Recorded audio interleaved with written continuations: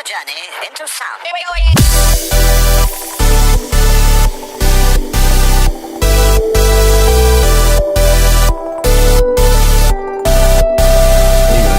Welcome to Mixed Reviews Podcast, where each week we introduce one album that's available on Spotify.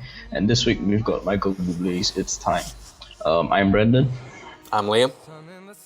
And I'm Ross. We're going to start by introducing Michael Buble. His full name is Michael Stephen Buble. He's a Canadian singer and songwriter.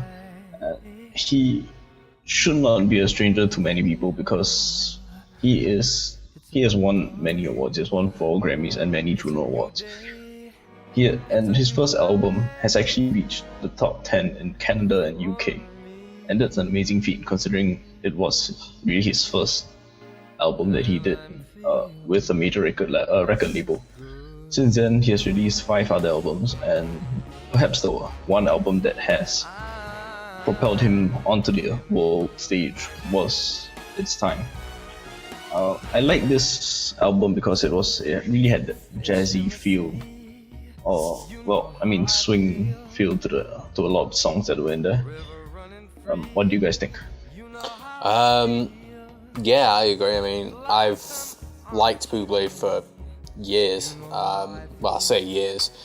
The first song of his that I heard was Haven't Met You Yet, which is a bit less swing and a bit more like pop, but it's still got a bit of that feel to it. But the rest of the stuff of his that I've heard, yeah, it's probably the best swing that I've heard since like Sinatra, but I'm not a connoisseur by any means, so pinch your salt with that one.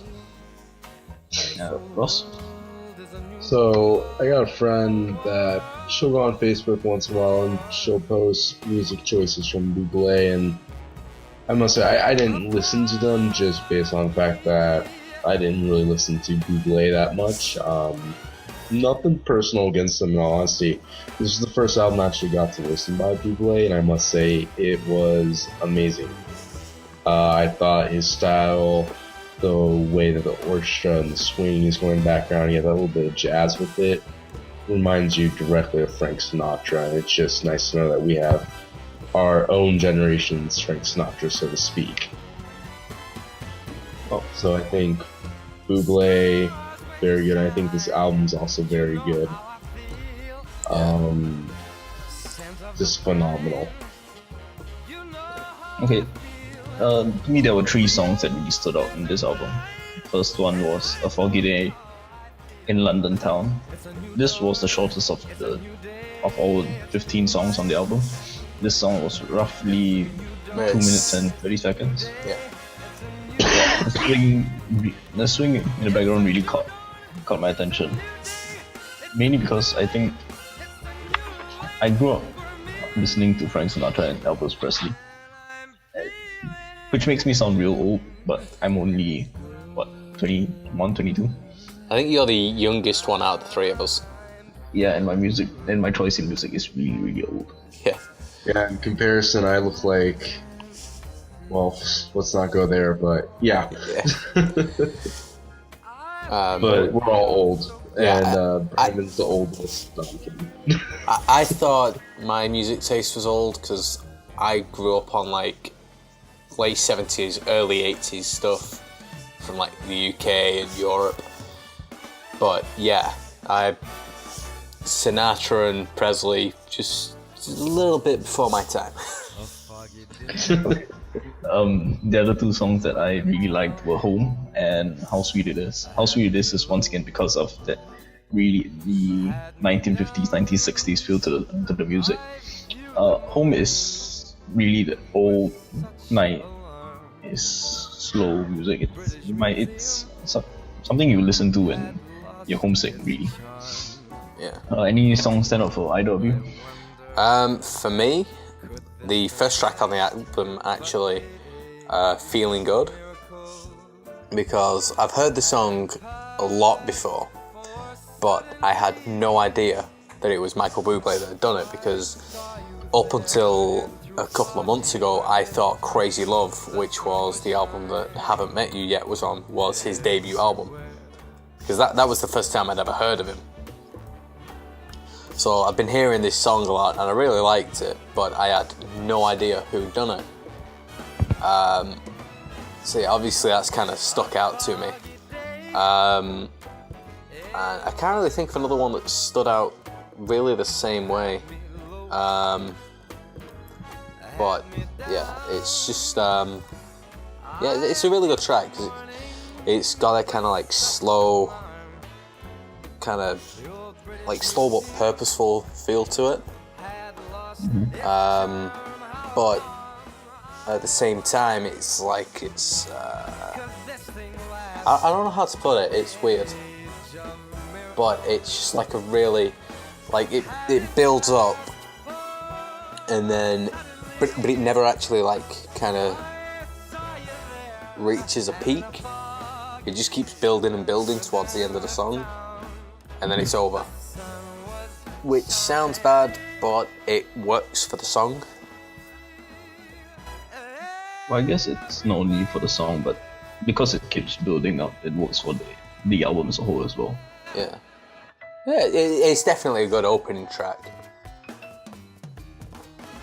Ross? So, I've actually been conflicted because I love all these songs for the most part.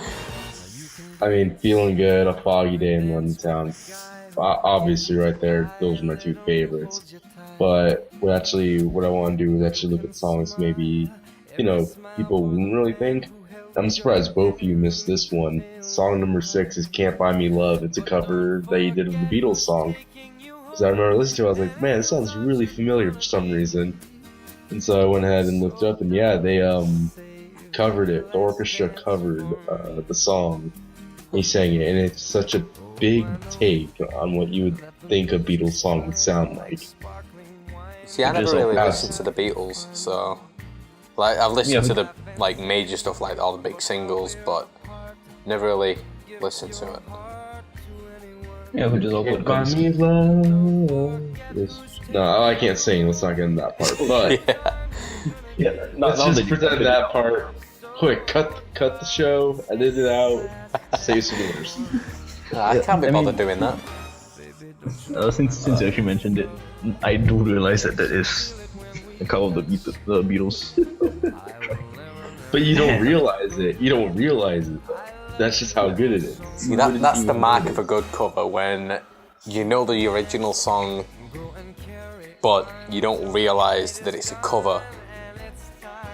It's a song I grew up with, and not a song. It's a band I grew up with, and I couldn't recognize that. It's pretty much how bad it is. I'll tell you what has happened when I was listening to it. I was like, man, why does this sound familiar? I can't put my finger on it. It's gotta be something. I'm thinking, and then literally, actually, while you guys were doing the review 2 seconds ago, I was like, let me look at this again because it sounded too familiar. And Beatles cover right there.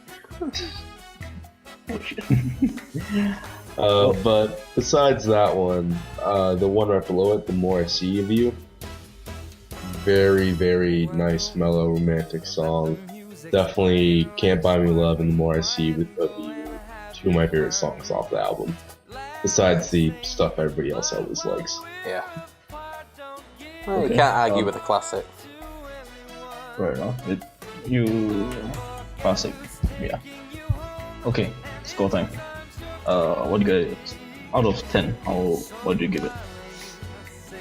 I would probably say 7. I like it, but it's obviously it's not perfect, but it's definitely I'd just say an 8. 8's fair. Oh, now we can change the scores? Alright, I see how it is.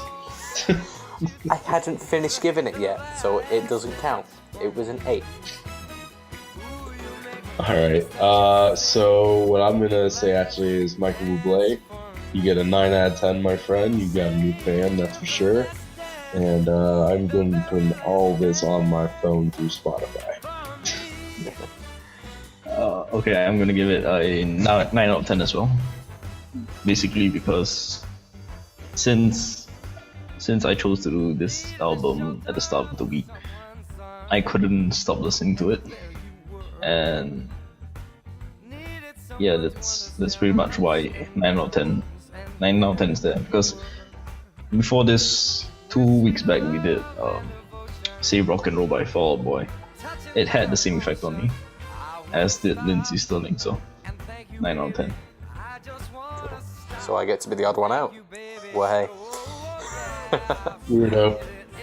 Yep, that seems to be the general opinion. One thing I would say, if you listen to the album and you enjoy it, I would probably suggest Robbie Williams. Not particularly known for similar style music, but he's actually had 2 albums which were very swing focused. It was Swing When You Winning and Swings Both Ways. So, read into the titles what you will. He is a very dubious character, to say the least. But yeah, he pulls them off pretty well. I think Buble is actually on the second swing album that Robbie Williams did. So yeah, listen to that. It's a thing. Yep, and that's our show. We always end the shows that way, just like, yep, so we've run out of things to say. So, bye. I'm saying goodbye through the Google Plus Messenger, so that's how I say goodbye. Yeah. We need an outro or something. I'm gonna work on that. Okay, Alright. once again, I'm Brandon. I'm Liam. And I'm Ross. You can follow us on Twitter or at MixRev Podcast. That's our Twitter handle. I'm Violet_PVMJ. I'm _LNTAN. And I am at Sniper Shot with a Y instead of an I. Okay, that's our show. All right. See you guys. Bye. Bye. Bye.